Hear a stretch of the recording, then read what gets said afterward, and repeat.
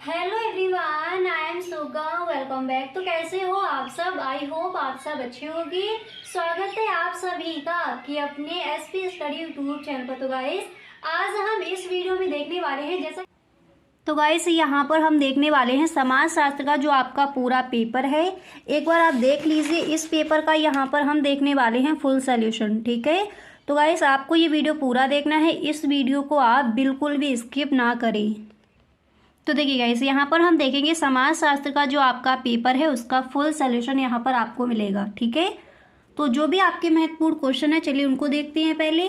तो पहला जो प्रश्न है आप देख सकते हो, राष्ट्र से आप क्या समझते हैं। समाज शास्त्र के पेपर में ये जो आपका क्वेश्चन है ये कई बार पूछा गया है, राष्ट्र से आप क्या समझते हैं। तो देखिए, सबसे पहले आप हेडिंग डालोगे राष्ट्र, और जितने भी क्वेश्चंस यहाँ पर बताए जाए प्रत्येक क्वेश्चंस के आंसर को आप सही ढंग से समझते चलिए। तो चलिए देखते हैं राष्ट्र क्या है। ठीक है, और जिस भी प्रश्न का आप आंसर लिखो वहाँ पर आपको हेडिंग डाल के ही लिखना है। तो जैसे यहाँ पर दिया गया है कि राष्ट्र से, और राष्ट्र क्या है, तो यहाँ पर जैसे यहाँ पर ये हेडिंग पड़ी है इसी तरह से आप डाल के आओगे। ठीक है, तो राष्ट्र से आशय जनसंख्या के उस समूह से है जो अपने आप को एक समुदाय के रूप में प्रस्तुत करता है तथा अनेक साझा विशिष्टताओं पर आधारित होता है। इस प्रकार की मुख्य विशेषताएं हैं सामान्य भाषा, एक निश्चित भौगोलिक स्थिति, इतिहास, धर्म, प्रजाति तथा राजनीतिक आकांक्षाएं। ओके, तो पहले आप इस तरह से लिखोगे। ठीक है, किस तरह से लिखना है कि राष्ट्र से आशय जनसंख्या के उस समूह से है जो अपने आप को एक समुदाय के रूप में प्रस्तुत करता है, यानी जनसंख्या का एक ऐसा समूह जो अपने आप में एक समुदाय हो तथा अनेक साझा विशेषताओं पर आधारित होता है। इस प्रकार की मुख्य विशेषताएं हैं सामान्य भाषा, एक निश्चित भौगोलिक स्थिति, इतिहास, धर्म, प्रजाति तथा राजनीतिक आकांक्षाएं। आई होप आपको क्लियर हो गया होगा कि राष्ट्र क्या है, आप किस तरह से इस प्रश्न का आंसर लिखकर आओगे। क्लियर? इसी तरह से आप देख सकते हो नेक्स्ट आपका क्वेश्चन यहाँ पर है कि प्रजाति क्या है। Very very most important question है। देखिए, जाति और प्रजाति दोनों ही आपको सही ढंग से तैयार कर लेनी है। क्लियर? तो प्रजाति से क्या आशय, ये प्रश्न है आपका। चलिए इसका आंसर देखते हैं। सबसे पहले आप हेडिंग डालोगे, उसके बाद आपको यहाँ पर इस तरह से लिखना है कि प्रजाति से आशय उस जैविक अवधारणा से है जिसका प्रयोग सामान्य रूप से उस वर्ग के लिए किया जाता है जिसके सदस्यों में सामान्य गुण अथवा निहित गुणों के कारण समान शारीरिक लक्षण पाए जाते हैं। इस प्रकार प्रजाति पैतृकता द्वारा प्राप्त लक्ष्यों पर आधारित एक वर्गीकरण है। क्लियर? इस तरह से आप लिखकर आओगे कि प्रजाति से क्या आशय है। समझ आ गया? अब इसके बाद अगला प्रश्न देखते हैं। अगर यहाँ पर आपको स्क्रीनशॉट लेना है तो दो दो क्वेश्चंस के यहाँ पर आप स्क्रीनशॉट भी ले सकते हो। क्लियर? अगर यहाँ पर आपको स्क्रीनशॉट लेना है तो इन दो क्वेश्चंस के आप स्क्रीनशॉट ले सकते हो। इसी तरह से यहाँ पर क्वेश्चन नंबर 3 आपका क्या दिया गया है उसको देखते हैं। तो यहाँ पर आप देख सकते हो क्वेश्चन नंबर 3 आपका है कि समाज के अल्पसंख्यक वर्ग से क्या आशय है। ये भी आपका इम्पोर्टेंट है और कई बार पूछा भी गया है। तो समाज के अल्पसंख्यक वर्ग से क्या आशय है, चलिए इस प्रश्न का आंसर देखते हैं। सबसे पहले हेडिंग डाली है अल्पसंख्यक वर्ग। हेडिंग डालने के बाद आप लिखोगे कि अल्पसंख्यक वर्ग का निर्धारण समाज की कुल जनसंख्या में वर्ग या समूह की स्थिति के आधार पर होता है। इतना लिखने के बाद फिर यहाँ पर आप इस तरह से लिखोगे कि जिन समूहों का कुल जनसंख्या में न्यून प्रतिनिधित्व है उन समूहों को अल्पसंख्यक वर्ग कहा जाता है। व्यवहारिक रूप से समाज में जिस धर्म या जाति के सदस्यों की संख्या बहुत कम है वे अल्पसंख्यक हैं। ठीक है, तो अल्पसंख्यक वर्ग क्या है आप इस तरह से लिख कर आओगे। इसी तरह से यहाँ पर अगला प्रश्न कौन सा आप तैयार करोगे उसको भी देख लीजिए। तो नेक्स्ट प्रश्न आपको यहाँ पर तैयार करना है कि सांस्कृतिक विविधता से क्या आशय है। तो हेडिंग डालोगे पहले तो सांस्कृतिक विविधता, इसके बाद आप इस तरह से लिखोगे और कि सांस्कृतिक विविधता से आशय, इस तरह से। अब इसके आगे आपको किस तरह से लिखना है उसको देखते हैं। और गाइस अगर आपको ये जो आपका क्वेश्चन है इसका स्क्रीनशॉट लेना है, क्वेश्चन नंबर 3, तो यहाँ पर आप इसका स्क्रीनशॉट ले सकते हो। क्लियर। अब इसी तरह से जो आपका क्वेश्चन नंबर 4 यहाँ पर दिया गया है कि सांस्कृतिक विविधता से क्या आशय है, चलिए इस प्रश्न का पूरा आंसर देखते हैं। तो यहाँ पर देखिए आप किस तरह से ये लिख कर आओगे इसको देखते हैं। आप लिखोगे उस स्थिति से है, यानी सांस्कृतिक विविधता का आशय उस स्थिति से है जब किसी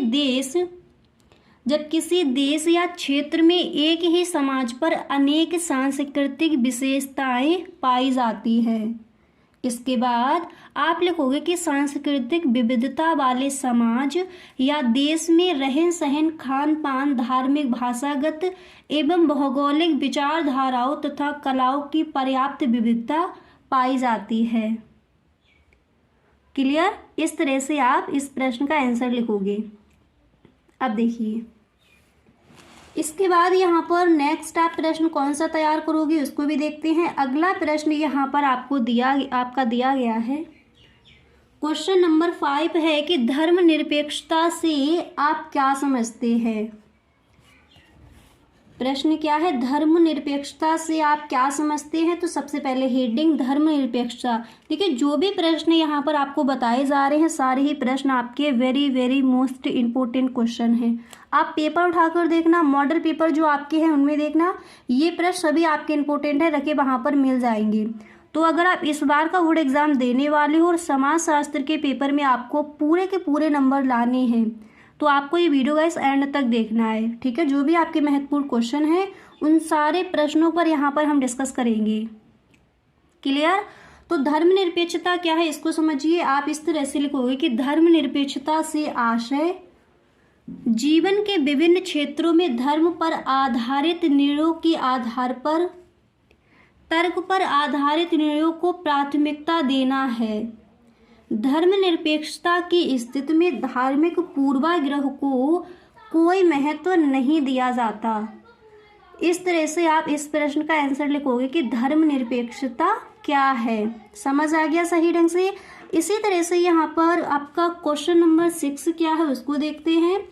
तो क्वेश्चन नंबर 6 यहाँ पर आपका कहता है कि छोटी शोध परियोजनाओं हेतु कुछ समाजशास्त्रीय मुद्दों का उल्लेख कीजिए। ठीक है, ये है आपका क्वेश्चन नंबर 5। क्या दिया गया है, देखिए प्रश्न आपका यहाँ पर दिया गया है कि छोटी शोध परियोजनाओं हेतु कुछ समाजशास्त्रीय मुद्दों का उल्लेख कीजिए। क्लियर।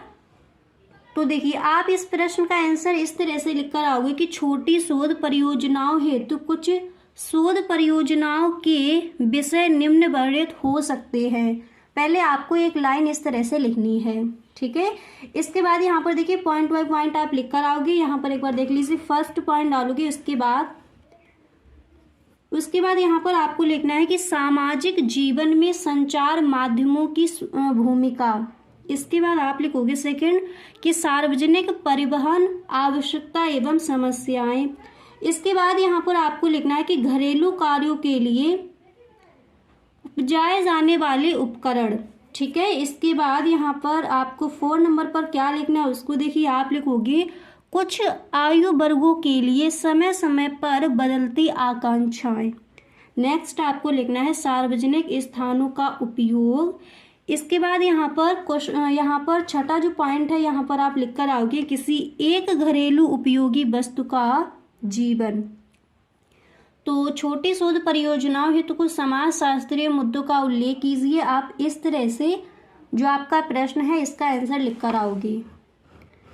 क्वेश्चन नंबर 7 देख लीजिए। यहाँ पर आपका दिया गया है कि रैयतवाड़ी व्यवस्था के 2 मुख्य दोष बताइए। क्वेश्चन कई बार पूछा गया है बोर्ड एग्जाम में। तो सबसे पहले तो आप हेडिंग डालोगे रैयतवाड़ी व्यवस्था के 2 मुख्य दोष। हेडिंग डालने के बाद यहाँ पर आप इस तरह से लिखोगे कि रैयतवाड़ी व्यवस्था में लगान तय करने तथा लगान एकत्र करने का कार्य कुछ सरकारी अधिकारियों द्वारा किया जाता था। इसके बाद यहाँ पर आप लिखोगे ऐसे में ये, देखिए इसके बाद यहाँ पर आपको इस तरह से लिखना है कि ऐसे में ये सरकारी अधिकारी अनेक बार कृषकों का थोड़ा बहुत शोषण किया करते थे। ठीक है, इस तरह से। इसके बाद यहाँ पर आपसे दो पूछे रैयतवाड़ी व्यवस्था के दो मुख्य दोष, तो फर्स्ट आप ये लिख दोगी। इसके बाद सेकंड आपको यहाँ पर लिखना है कि इस व्यवस्था में लगान एकत्र करने के लिए सरकार को अनेक अधिकारी तथा कर्मचारी नियुक्त करने पड़ते थे। ऐसे में सरकार को काफी अधिक धन खर्च करना पड़ता था। इसके बाद क्वेश्चन नंबर 8 यहाँ पर आपका दिया गया है कि विनिवेश से क्या आशय है। वेरी वेरी मोस्ट इम्पोर्टेंट आपका क्वेश्चन है, विनिवेश क्या है। चलिए इस प्रश्न का आंसर देखते हैं। ठीक है, और ये प्रश्न कई बार पूछा गया है। तो विनिवेश क्या है, देखिए प्रायः सभी देशों में मिश्रित अर्थव्यवस्था, ठीक है, प्रायः सभी देशों में मिश्रित अर्थव्यवस्था के अंतर्गत सार्वजनिक क्षेत्र में कुछ संस्थान होते हैं जो मुख्य रूप से सरकार के नियंत्रण में होते हैं। यदि सरकार इन सार्वजनिक क्षेत्र के संस्थानों में अपना हिस्सा किसी व्यक्ति या निजी क्षेत्र की कंपनी को बेच देती है तो इसे विनिवेश कहते हैं। अच्छे से समझ आ गया विनिवेश हम किसे कहेंगे। एक बार इसको दोबारा से देख लीजिए, प्रश्न ये कई बार आपका पूछा गया है। तो प्रायः सभी देशों में मिश्रित अर्थव्यवस्था के अंतर्गत सार्वजनिक क्षेत्र में कुछ संस्थान होते हैं जो मुख्य रूप से सरकार के नियंत्रण में होते हैं। यदि सरकार इन सार्वजनिक क्षेत्र के संस्थानों में अपना हिस्सा किसी व्यक्ति या निजी क्षेत्र की कंपनी को बेच देती है तो इसे विनिवेश कहते हैं। इसी के साथ यहाँ पर आप देख सकते हो जो आपका क्वेश्चन नंबर 9 है वो क्या दिया गया है। तो क्वेश्चन नंबर जो 9 है आपका यहाँ पर दिया गया है कि स्पष्ट कीजिए कि सामाजिक आंदोलन का कोई विशेष उद्देश्य होता है। स्पष्ट कीजिए कि सामाजिक आंदोलन का कोई विशेष उद्देश्य होता है। तो सबसे पहले हेडिंग डालूंगी सामाजिक आंदोलन का विशेष उद्देश्य। हेडिंग डालने के बाद आप इस तरह से लिखोगे प्रत्येक सामाजिक आंदोलन का कोई ना कोई निश्चित उद्देश्य होता है जिसकी पूर्ति करने के लिए कोई कार्यक्रम प्रस्तुत किया जाता है। इस उद्देश्य को स्पष्ट रूप से जनता के सामने रखा जाता है। इसके बाद आप लिखोगे इसके अभाव में आंदोलन को जन समर्थन नहीं मिलता तथा अधिकांश जनता इसके प्रति उदासीन हो जाती है। ठीक है, इस तरह से आप इस प्रश्न का आंसर लिख कर आओगे। यहाँ तक आपको क्लियर हो गया। तो प्रश्न क्या था, स्पष्ट कीजिए कि सामाजिक आंदोलन का कोई विशेष उद्देश्य होता है, इस तरह से आप लिखोगे। तो यहाँ पर जो आपके 9 प्रश्न हैं आप देख चुके हो। इसके बाद जो नेक्स्ट क्वेश्चन आप कौन सा तैयार करोगे उसको देखते हैं। अब इसके बाद यहाँ पर देखिए लघु उत्तरीय प्रश्न देख लीजिए। ठीक है, तो हरित क्रांति से क्या तात्पर्य है। प्रश्न ये कई बार आपका पूछा गया है, यानी हरित क्रांति क्या है, किसान पर इसका क्या प्रभाव पड़ता है, ये भी प्रश्न आपका पूछा जाता है। तो ये पूरा आप याद कर लीजिए हरित क्रांति है क्या। ठीक है, तो सबसे पहले आप हेडिंग डालोगे हरित क्रांति। इसके बाद यहाँ पर आपको लिखना है कि भारत में कृषि के अंतर्गत, ठीक है, भारत में कृषि के अंतर्गत तकनीकी परिवर्तन होने के कारण कृषि क्षेत्र में क्रांति आ गई। किसानों ने नवीन तकनीक का प्रयोग करके खाद्यान्नों के उत्पादन में आश्चर्यजनक वृद्धि की है। इसके बाद यहाँ पर आप इस तरह से लिखोगे कि इस प्रकार तकनीकी परिवर्तन के परिणाम स्वरूप कृषि विकास में हुई क्रांति को हरित क्रांति की संज्ञा दी जाती है। पहले आप इस तरह से लिख कर आओगे कि हरित क्रांति क्या है।